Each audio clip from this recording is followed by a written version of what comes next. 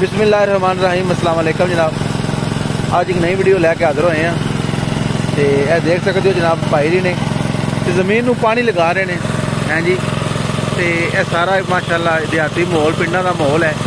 तो यह तुसा सिस्टम है इन्हू पीटरी कहते हैं हैं जी। तो यदा ये सिस्टम होंगे कि बोर होया नाल तुम देख सकते हो यह सामने। तो इनू एक घर लै जान दे आके लगाएंगे तेरे ते पाएंगे तो चल जाएगी। वो एक पीटर वाला सिस्टम होंदा है तो या प्रॉपर ट्यूबवैल लोगों ने बनाए होंगे ने। लेकिन यह जो इनू सके कहते एक रेडीमेड कह लो, बिल्कुल यह रेडीमेड ट्यूबवैल है जनाब। तो इस तरह माशाल्लाह ये देखो है पानी शानी ला रहे हैं। तो यह मैं देख रहा काफ़ी हरी फसल है थले है। तो पानी जो लेट ला रहे हो तुम जी जी अच्छा लेट हो गए हो।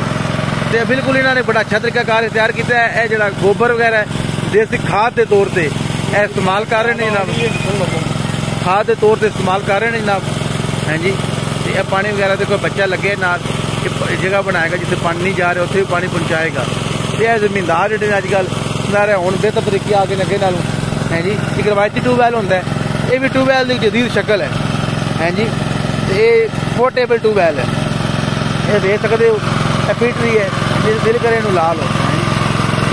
बहुत खूब पानी तो काफ़ी अच्छा फ्लो है इधर, वे लो पानी माशाल्लाह।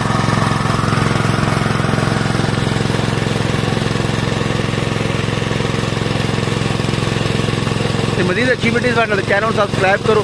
अपनी मुख्तलिफ डेरिया की वीडियो वगैरह अपने पंजाब के देसी माहौल इंटरव्यू वगैरह घोड़े बारे ना करी देने और भी देसी माहौल जो कुछ कवर करिए। ज़्यादा शॉर्ट्स वगैरह लगाई देने, तो बड़ी वीडियो टाइम मेरे लगाई दी है।